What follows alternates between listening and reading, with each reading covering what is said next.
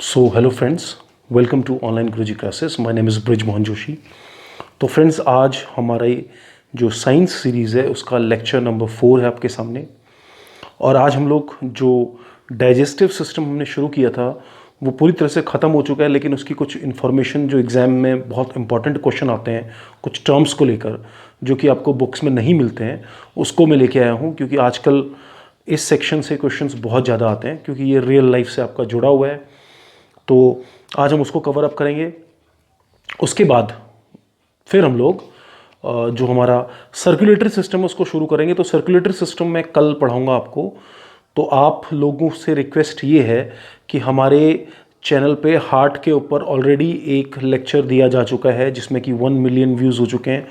तो पहले उसको आप देख लें, उस लेक्चर को, वहाँ से आपके कॉन्सेप्ट सारे क्लियर हो जाएंगे। फिर कल मैं बहुत इंपॉर्टेंट टर्म्स जो एग्ज़ाम में पूछी जाती हैं हार्ट से रिलेटेड और सर्कुलेटरी सिस्टम से रिलेटेड, उनको फटाफट यहाँ पे डिफाइन करूँगा। तो उस लेक्चर का आपको लिंक मिल जाएगा। अपार्ट फ्रॉम दैट, अगर आप जनरल स्टडीज़, करंट अफेयर्स या मॉक टेस्ट करना चाहते हैं तो उसके लिए भी आपको डिस्क्रिप्शन में एक लिंक मिल जाएगा। अगर आप आज के लेक्चर की PDF चाहते हैं जो कि मेरे पास नोट्स पड़े हुए हैं, तो उसके लिए आप हमारा टेलीग्राम ग्रुप ज्वाइन करें, वो भी लिंक आपको दे दिया जाएगा। तो चलिए आज हम लोग शुरू करते हैं। तो अभी तक हमने डाइजेशन की पूरी एनाटॉमी कर ली है, पूरा डाइजेशन समझ लिया, और उसके बाद कल हमने न्यूट्रिशन को भी पूरा कर लिया था। तो आज हम कुछ इंपॉर्टेंट डिसऑर्डर्स यानी कि कुछ रोग, कुछ डिसऑर्डर और उनके उपचार और तकनीक हम लोग डाइजेस्टिव सिस्टम में करेंगे। तो आज हम कुछ इंपॉर्टेंट टर्म्स को पढ़ेंगे। बहुत इंपॉर्टेंट टर्म्स हैं, ये आपकी डेली लाइफ से भी रिलेटेड है और एग्जामिनेशन पॉइंट ऑफ व्यू से तो पूछा ही जाता है। बल्कि अब साइंस का ट्रेंड क्या हो गया है कि जो एप्लीकेशन बेस्ड क्वेश्चंस हैं, क्योंकि ये सारी एप्लीकेशन बेस्ड क्वेश्चन है, बीमार हर कोई पढ़ता है और हॉस्पिटल हर कोई जाता है, तो इन चीज़ों से हर किसी का डेली ना डेली सामना होता रहता है। तो उसके बारे में हम लोग बताएंगे। तो आज का देखिए, पहला जो हमारा टर्म है वो है बिलियरी साइंसेस। ठीक है ना। तो बिलियरी साइंसेस दोस्तों, आप जितने भी लोग दिल्ली के आसपास रहते होंगे या आपने पढ़ा होगा, दिल्ली में institute of liver and biliary sciences है, एक हॉस्पिटल है आपका दिल्ली के अंदर। एग्जाम में काफ़ी पूछा जाता है कि institute of liver and biliary sciences कहाँ पर है। बहुत इंपॉर्टेंट क्वेश्चन है। तो ये दिल्ली के अंदर है, दिल्ली सरकार इसको चलाती है। तो हमारा इंपॉर्टेंट काम क्या है? बिलियरी साइंसेस मतलब क्या होता है? यानी कि मेडिकल साइंस की वो ब्रांच जो गॉल ब्लैडर यानी कि पित्त की थैली और जो बिलियरी ट्रैक्ट होता है, आपने देखा होगा जहाँ से बाइल जूस निकलता है, मतलब जहाँ से बाइल जूस स्टोर होता है, डायग्राम में आपने देखा होगा, जो आपकी छोटी आंत है उसके ऊपरी हिस्से ड्यूडेनम में जाके जो मिलता है, ठीक है, जहाँ पे पैंक्रियाटिक और बाइलरी जूस जाके मिलते हैं, ठीक है। तो उसके ऊपर जो बिलियरी ट्रैक्ट है, उस पूरे के पूरे उनमें होने वाले रोगों को, उनका अध्ययन जो है बिलियरी साइंसेस, उनमें जो भी डिजीज होती हैं या फिर उनके जो भी फंक्शंस होते हैं, उनके बारे में पूरा स्टडी और रिसर्च बिलियरी साइंसेस के अंदर किया जाता है। दूसरी इंपॉर्टेंट टर्म आती है गैस्ट्रो इंटेस्टाइनल ट्रैक्ट। तो हमने कल फर्स्ट लेक्चर में आहार नाल के बारे में पढ़ा था। अब उसको टेक्निकली हम लोग बोलते हैं गैस्ट्रो इंटेस्टाइनल ट्रैक्ट, यानी कि पूरा का पूरा मुंह से लेकर एनस तक, यानी कि माउथ, ठीक है, माउथ टू एनस, मुंह से लेकर गुदा तक। तो इसके भी 2 पार्ट होते हैं। ये बहुत इंपॉर्टेंट है, ये पूछा जाता है एग्जाम में। अपर गैस्ट्रो इंटेस्टाइनल ट्रैक्ट, ऊपरी वाला, तो ये होगा आपका एसोफेगस, ग्रसिका, ठीक है ना। माउथ यानी मुंह से शुरू हो जाएगा, एसोफेगस, ठीक है ना। और यहां पे आएगा स्टमक यानी कि आमाशय, और ग्रहणी यानी कि छोटी आंत का ऊपर वाला भाग, ड्यूडेनम। याद रखना, बहुत ज्यादा इंपॉर्टेंट है ये, ठीक है। छोटी आंत का ऊपरी वाला भाग ड्यूडेनम जो है वो अपर गैस्ट्रो इंटेस्टाइनल ट्रैक्ट में आता है, याद रखना, ठीक है। और लोअर में आपकी छोटी आंत यानी कि जेजुनम, इलियम, और बड़ी आंत लोअर गैस्ट्रो इंटेस्टाइनल ट्रैक्ट में आती है। तो आई होप यहां तक आपको क्लियर हो गया होगा। ये 2 टर्म आपको समझ में आ गई होंगी। पहला है बिलियरी साइंसेस, ठीक है ना, और दूसरा है आपका गैस्ट्रो इंटेस्टाइनल ट्रैक्ट। क्लियर? अब देखिए दोस्तों, नेक्स्ट, अब आपके पास बहुत सारे लोग जिनको पेट की बीमारी, जैसे जिनको लिवर और गॉल ब्लैडर की बीमारी है, वो तो आपके बिलियरी साइंसेस के डॉक्टर जो एक्सपर्ट होते हैं उनके पास जाते हैं। लेकिन बहुत सारे लोगों को जो पेट के रोग होते हैं तो वो जिस डॉक्टर के पास जाते हैं उसको गैस्ट्रोएंटरोलॉजिस्ट बोलते हैं, और उस विषय को क्या बोलते हैं आप देखिए,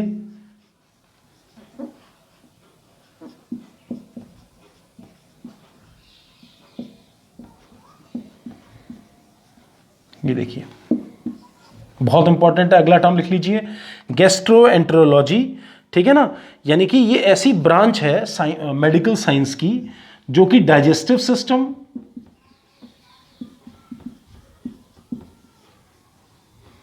और उसके डिसऑर्डर से रिलेटेड है। याद रखना इस बात को, पूछा था एग्जाम में, गैस्ट्रोएंटरोलॉजी किससे संबंधित है, तो गैस्ट्रोएंटरोलॉजी डाइजेस्टिव सिस्टम और उसके डिसऑर्डर्स, उसमें होने वाले जो भी रोग हैं उनसे संबंधित है। तो आई होप यहां पे क्लियर हो गया होगा आपको, ठीक है ना। अब देखिए दूसरी बड़ी इंपॉर्टेंट टर्म है, मान लीजिए किसी को स्टमक में कैंसर हो जाता है या किसी भी तरह का ट्यूमर हो जाता है, तो उसके पेट को कुछ हिस्सा या तो कुछ हिस्सा काट दिया जाता है या पेट का पूरा हिस्सा बाहर निकल दिया जाता है, ठीक है ना, सिर्फ ऊपर वाला जो कार्डियक पोर्शन है उसको छोड़ के। यानी कि जब हम सर्जिकल रिमूवल कर देंगे तो उसके लिए एक टर्म आती है, उसको बोलते हैं हम लोग गैस्ट्रेक्टोमी। बहुत इंपॉर्टेंट है, याद रखना, GASTRECTOMY। देखो एक तो यहां पर है गैस्ट्रेक्टोमी, ठीक है ना, और उसके बाद आजकल एक बहुत प्रचलित और है, उसको बोलते हैं हम लोग bariatric surgery, BARAITRIC, bariatric surgery. Clear. अब देखिए पहले तो इन दोनों में अंतर समझिए कि गैस्ट्रेक्टोमी क्या होता है और बेरिएट्रिक सर्जरी क्या होती है। बहुत इंपॉर्टेंट एग्जाम में पूछा जाता है। देखिए गैस्ट्रेक्टोमी होता है रिमूवल ऑफ, सर्जिकल रिमूवल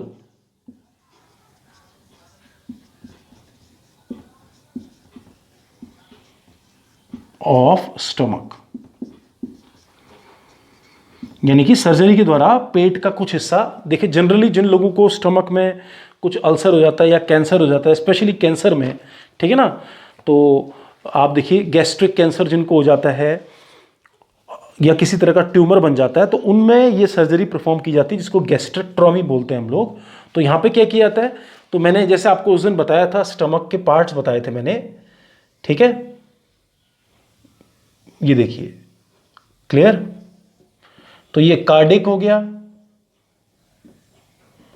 ठीक है ना, ये आपका फंडस हो गया और एक पाइलोरिक एंड हो गया। तो इसी डायग्राम से हम लोग समझेंगे पूरा का पूरा।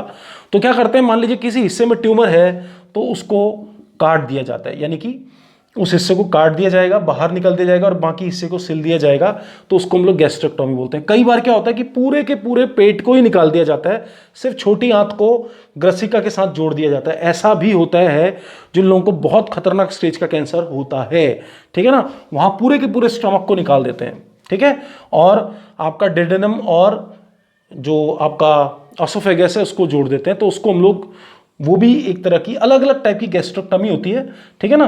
तो गैस्ट्रेक्टोमी का मतलब होता है सर्जिकल रिमूवल ऑफ स्टमक। अब आजकल क्या है कि जिन लोगों का वजन बहुत बढ़ जाता है उनके लिए आजकल एक नई सर्जिकल टेक्निक है, नई तो नहीं है लेकिन काफ़ी पॉपुलर हो रही है, हालांकि हार्मफुल भी है, उसको हम लोग बोलते हैं बेरिएट्रिक सर्जरी। तो बेरिएट्रिक सर्जरी में क्या किया जाता है, बेरिएट्रिक सर्जरी में बिल्कुल गैस्ट्रेक्टोमी की जाती है, ठीक है ना।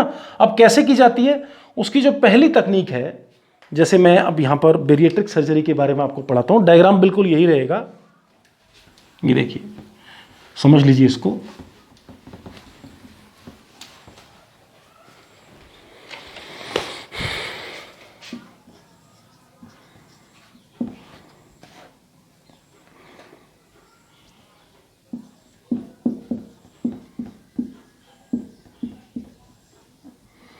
क्लियर। अब देखिए जो बेरिएट्रिक सर्जरी है वो 3 टाइप की होती है, याद रखना, इसमें बहुत इंपॉर्टेंट है ये। एक होती है स्लीव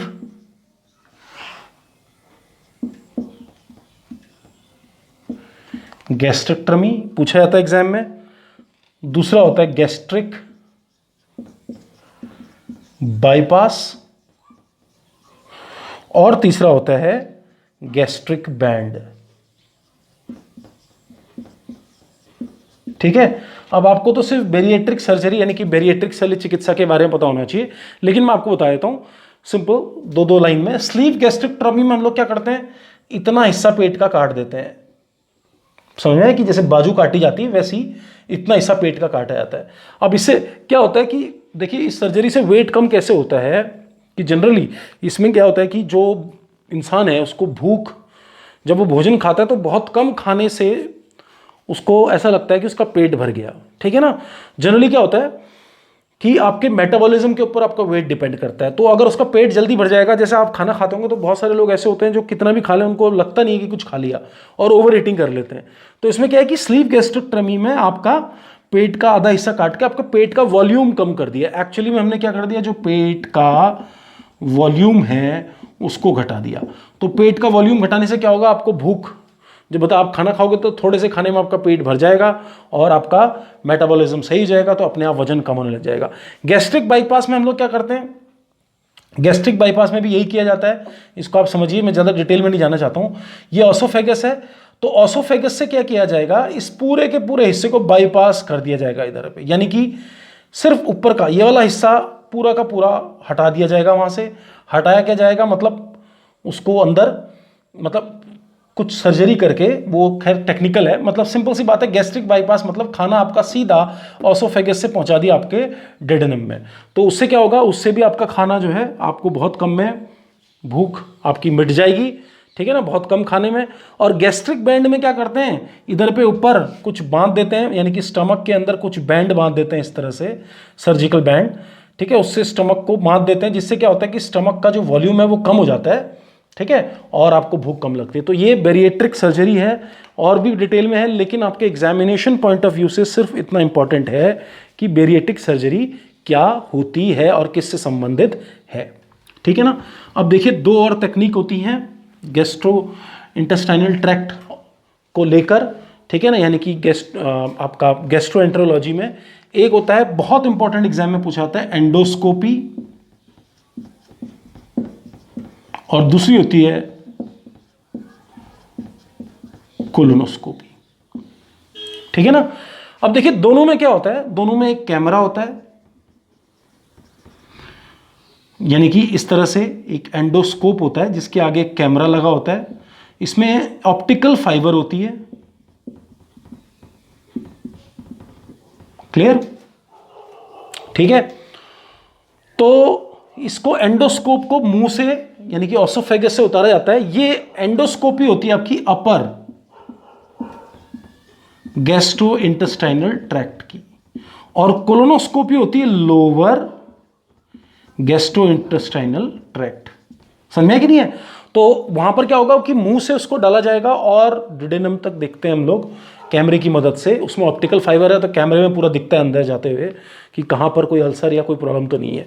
कोलोनोस्कोपी को एनएस के थ्रू इंसर्ट किया जाता है, और ये आपका लोअर गैस्ट्रोइंटेस्टाइनल ट्रैक्ट यानी कि आपका कोलोन, स्पेशली कोलोन, ठीक है ना, यानी कि लार्ज इंटेस्टाइन को देखता है, ठीक है।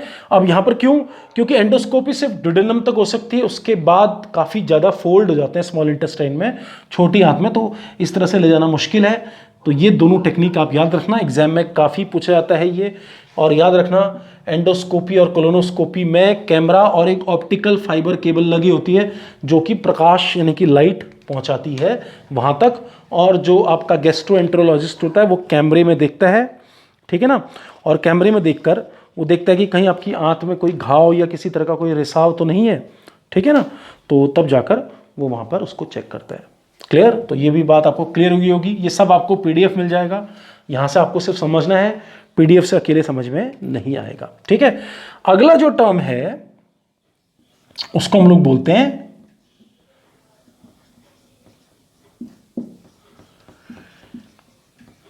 पैंक्रियास से बना है पैंक्रिएक्टमी, यानी कि पैंक्रिएक्टमी का मतलब क्या होगा, सर्जिकल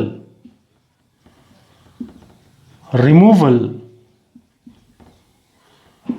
ऑफ पैंक्रियास, यानी कि शल्य चिकित्सा द्वारा आग्नाशय को हटा देना, क्लियर है कि नहीं है, क्लियर।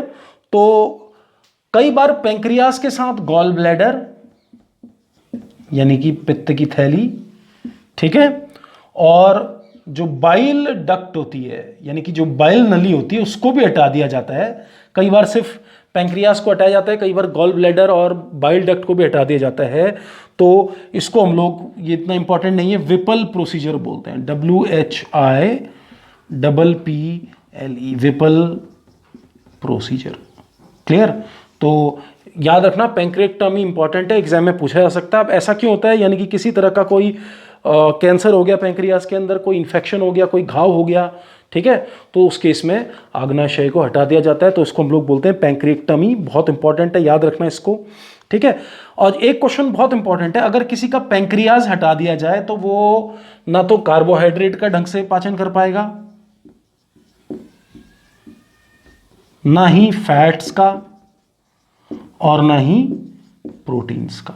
मेनली उसको सबसे ज्यादा परेशानी होगी प्रोटीन्स के पाचन में, क्योंकि पैंक्रियाज से आप देखिए सबसे ज्यादा एंजाइम निकलते हैं, पैंक्रियाटिक अमाइलेज, पैंक्रियाटिक लाइपेज, जो कि आपके कार्बोहाइड्रेट, फैट और प्रोटीन को पचाने में सहायता करते हैं। तो पैंक्रियाज अगर हटा देंगे तो ये सब नहीं होगा, तो इसीलिए बहुत इंपॉर्टेंट है पैंक्रियाज, ठीक है। और जिसका पैंक्रियाज हटा देंगे तो उसको इंसुलिन का इंजेक्शन तो देना ही पड़ेगा, क्योंकि उसकी बॉडी में शुगर नहीं बनेगा, ठीक है, मतलब शुगर बनेगा लेकिन शुगर मेटाबोलाइज नहीं होगा, इंसुलिन की कमी हो जाएगी। क्लियर? तो इसीलिए इसको बोलते हैं पैंक्रिएक्टोमी। याद रखना, बहुत इंपॉर्टेंट है, लिखते रहो साथ साथ, पीडीएफ भी आपको मिल जाएगा, ठीक है। तो एग्जाम में पूछा जाता है पैंक्रिएक्टोमी के बारे में। अब देखेंगे कुछ पैंक्रियास की बीमारी, डिजीजेस ऑफ पैंक्रियास।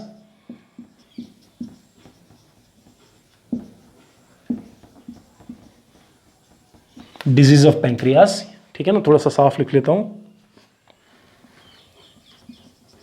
क्लियर? तो डिजीज ऑफ पैंक्रियाज में सबसे पहले जो खतरनाक बीमारी होती है, जो काफी पेनफुल होती है, इसको बोलते हैं एक्यूट पैंक्रेटाइटिस। क्लियर है कि नहीं है? यहां पर क्या होता है, इन्फ्लेमेशन, सूजन आ जाती है, ठीक है।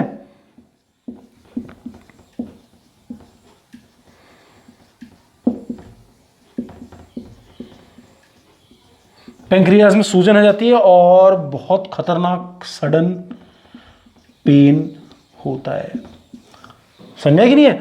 तो बहुत खतरनाक दर्द होता है, तो उसको बोलते हैं हम लोग एक्यूट पैंक्रेटाइटिस। तो ये काफ़ी खतरनाक बीमारी है, बहुत सारे कारणों से ये होती है।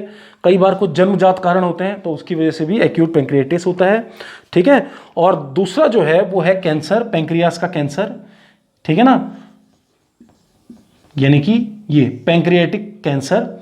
और सबसे चौथा, फोर्थ कॉमन कैंसर है ये पूरी दुनिया में, ठीक है ना। सबसे कॉमन आपका ब्रेस्ट कैंसर होता है, लेकिन उसके बाद मतलब फोर्थ नंबर पे आपका पैंक्रियाटिक कैंसर आता है। तो ये हो गई पैंक्रियाक से जुड़ी हुई कुछ इंपॉर्टेंट बातें। याद रखना, पैंक्रियाटाइटिस नाम की जो बीमारी होती है उसमें पैंक्रियाज में सूजन आ जाता है, और पैंक्रियाटिक जो कैंसर होता है वो फोर्थ कॉमन कैंसर है पूरी दुनिया के अंदर। तो आई होप आपको ये सब टर्म्स समझ में आ रही होंगी। अब हम चलते हैं थोड़ा सा लिवर की ओर, बहुत इंपॉर्टेंट है लिवर, ठीक है। सबसे पहले याद रखिए, लिवर के अंदर क्योंकि हिपैटिक जो सेल्स होती हैं उनसे लिवर बनता है, तो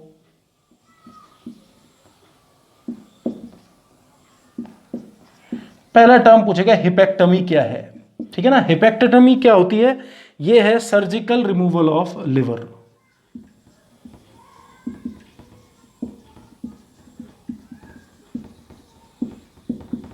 यानी कि लिवर का सर्जिकल रिमूवल होता है आपका हिपेक्टमी, ठीक है ना, याद रखना इसमें। अच्छा, लिवर क्या होता है? लिवर की सबसे ज्यादा रीजेनरेटिव पावर होती है बॉडी के अंदर, सबसे हाई, यानी कि रीजनरेशन काफी बढ़िया होता है लिवर का, ठीक है। अगर आपका लिवर का कुछ पार्ट हटा दिया जाए तो फिर लिवर तेजी से अपने आप को रीजनरेट कर लेता है। बाकी बॉडी में कोई भी ऐसा ऑर्गन नहीं होता है जो अपने आप को रीजनरेट कर पाता है इतनी फास्ट। तो लिवर में क्या होता है, जैसे मान लीजिए लिवर डोनेशन करते हैं, जैसे मान लीजिए किसी का लिवर खराब है और किसी दूसरे इंसान ने उसको लिवर दिया, तो उसको हम लोग बोलते हैं एलोग्राफ्ट। इंपॉर्टेंट, एलोग्राफ्ट क्या होता है? Donors liver. और याद रखना, जो एलोग्राफ्ट है, डोनर का लिवर पूरा नहीं दिया जाता, लिवर का कुछ हिस्सा, यानी कि कुछ हिस्सा काटा जाता है, यानी कि सम पार्ट, ठीक है, और तब जाके उसको ग्राफ्ट कर दिया जाता है, तब वो अपने आप रीजनरेट हो जाता है। तो उसको हम लोग बोलते हैं एलोग्राफ्ट। तो ये हो गया लिवर से संबंधित इंपॉर्टेंट जानकारी। अब देखते हैं कुछ लिवर डिजीजेस के बारे में, काफ़ी इंपॉर्टेंट है और एग्जाम में एक तो आएगा ही आएगा इनमें से कि लिवर संबंधित बीमारियां कौन सी होती हैं। तो फटाफट देखिए, सबसे पहले होता है सिरोसिस। सबसे ज्यादा एग्जाम में पूछा जाता है ये सवाल, ठीक है ना। तो सिरोसिस क्या होता है? आखिरी stage, late stage liver failure. ये मैं सिर्फ जनरल स्टडीज के पॉइंट ऑफ व्यू से आपको बता रहा हूं, तो याद रखना सिरोसिस मतलब क्या होता है। Cirrhosis means late stage liver failure. Clear? उसके बाद एक और डिजीज होती है जिसको बोलते हैं विल्सन डिजीज, काफी पूछी जाती है एग्जाम में।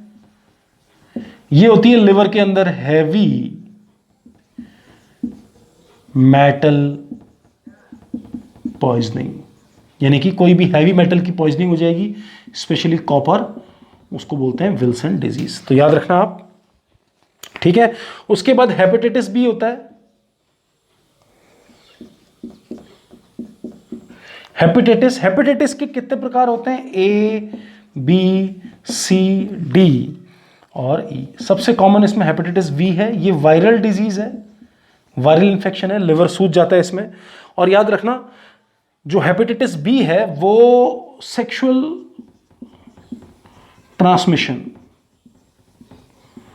उसका सेक्सुअल ट्रांसमिशन होता है जैसे एचआईवी का होता है। बाकी हेपेटाइटिस ए गंदे पानी से ये वायरल फैलता है, ठीक है ना, तो वो सब हमें पढ़ना है। लेकिन हेपेटाइटिस जो है इन्फ्लेमेशन ऑफ लिवर है, वायरल डिजीज है, सेक्सुअल ट्रांसमिशन से होता है। और कितने टाइप की होती है? 5 टाइप की हेपेटाइटिस होती है, ठीक है। तो यहां तक हमने कर लिया। उसके बाद एक आती है आपकी फैटी लिवर डिजीज।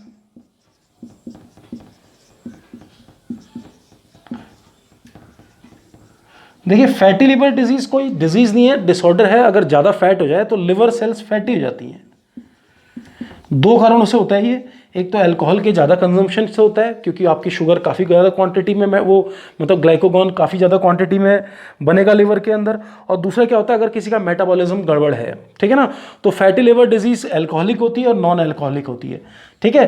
तो लेकिन क्या होता है, हल्का सा लिवर सबका फैटी होता है, उसमें कोई टेंशन की बात नहीं है। लेकिन अगर लिवर में ज़्यादा फैट हो जाए then it leads to cirrhosis, वो बड़ा हानिकारक होता है, ठीक है। और उसके बाद यहां पर मैं लिख रहा हूं सबसे कॉमन जो डिजीज है जिसको हम लोग पीलिया बोलते हैं, यानी कि जॉन्डिस।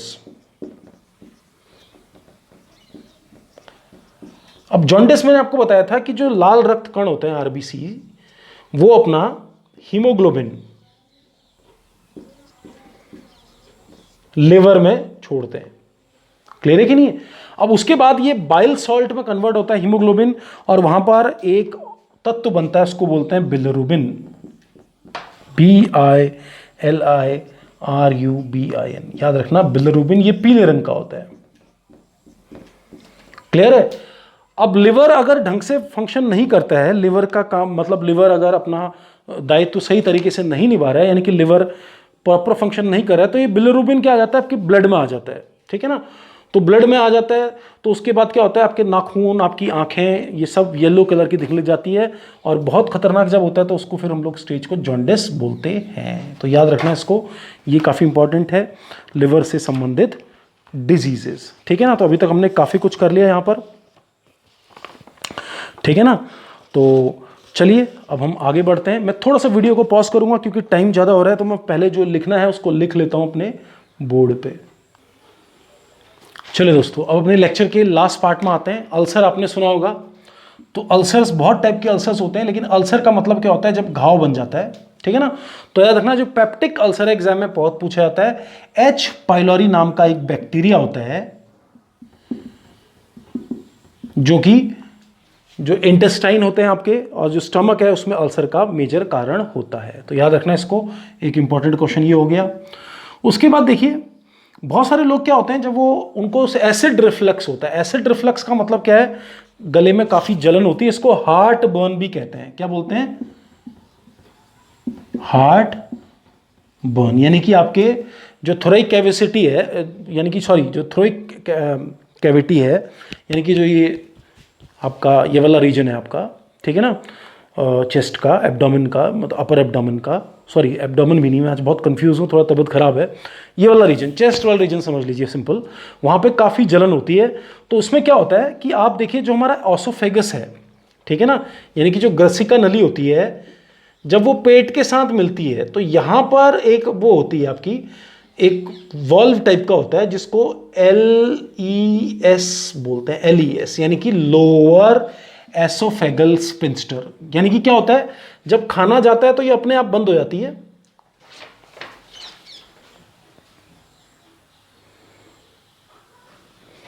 तो सॉरी फ्रेंड्स, थोड़ा सा टेक्निकल एरर हो गया था। तो जब खाना इसके अंदर जाता है ये तो अपने आप बंद हो जाती है, खाना ऊपर नहीं आ पाता। लेकिन कई बार क्या होता है, कुछ ऐसी बीमारी हो जाती है, एज के साथ क्या होता है, यहाँ से बैकफ्लो हो जाता है खाना, तो आपके गले तक हाइड्रोक्लोरिक एसिड पहुँचता है, उसी को एसिड रिफ्लक्स या फिर हार्ट बर्न कहते हैं। अब देखिए गॉल ब्लैडर, फटाफट पित्त की थैली के बारे में पढ़ लेते हैं। ये क्वेश्चन बहुत आता है, अगर गॉल ब्लैडर को हटा दिया जाए तो क्या होगा। तो याद रखना, अगर गॉल ब्लैडर को हटा दिया जाए तो आदमी फैट डाइजेस्ट बिल्कुल भी नहीं कर सकता, उसको फूड में फैट लेने के लिए बिल्कुल भी मना किया जाता है। उसके बाद आपने देखा होगा पित्त की थैली में पथरी भी होती है, गॉल स्टोन्स होते हैं। तो वो किस कारण से होते हैं, जब आपके बाइल में कोलेस्ट्रॉल की मात्रा ज़्यादा होती है तो वो हार्ड होके गॉल ब्लैडर के स्टोन बन जाते हैं। तो जितने लोगों को गॉल ब्लैडर का स्टोन बनता है तो याद रखना उनके ब्लड में कोलेस्ट्रॉल यानी कि लिवर के अंदर कोलेस्ट्रॉल काफ़ी ज़्यादा मात्रा में है। हालांकि वो हार्मफुल नहीं है क्योंकि गुड कोलेस्ट्रॉल आपका लिवर के अंदर वापस आता है बैड कोलेस्ट्रॉल को लेकर। दूसरा है, ये इतने टेक्निकल टर्म में पूछे नहीं जाते, ठीक है ना।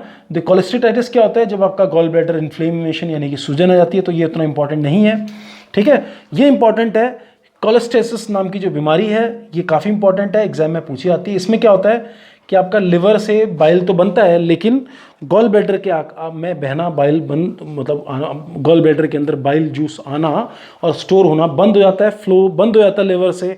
तो काफ़ी खतरनाक बीमारी ये होती है क्योंकि आपका बाइल जो है एक तो फूड को अल्कलाइन बनाता है और दूसरा क्या है, बाइल आपके फैट डाइजेशन में हेल्प करता है। तो ये सब हमारे इंपॉर्टेंट डिसऑर्डर्स हैं डाइजेस्टिव सिस्टम को लेकर। तो ये आपका कंप्लीट हो गया, आपको PDF नोट्स मिल जाएंगे, ठीक है ना।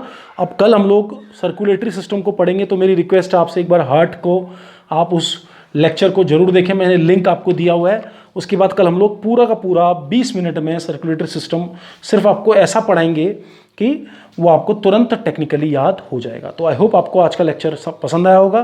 तो चलिए, thank you, thanks a lot. मुझे थोड़ा सा मतलब इन्फेक्शन हो गया अपर रेस्पिरेटरी ट्रैक्ट में, तो अभी तो खैर दवाई खाई है तो बोलने में सही लग रहा है, ठीक है। तो इसीलिए थोड़ा सा वीडियो में कल जो है पेपर में बनाया था, तो इसी वजह से थोड़ा सा तकलीफ़ हो रही है, तो तब थोड़ा थोड़ा बीच में कन्फ्यूजन हो जा रहा है। तो आई होप इतना चलता है, आज का लेक्चर आपको पसंद आया होगा। तो चलिए फिर आपसे मिलते हैं कल और सर्कुलेटरी सिस्टम के साथ। Thank you, thanks a lot.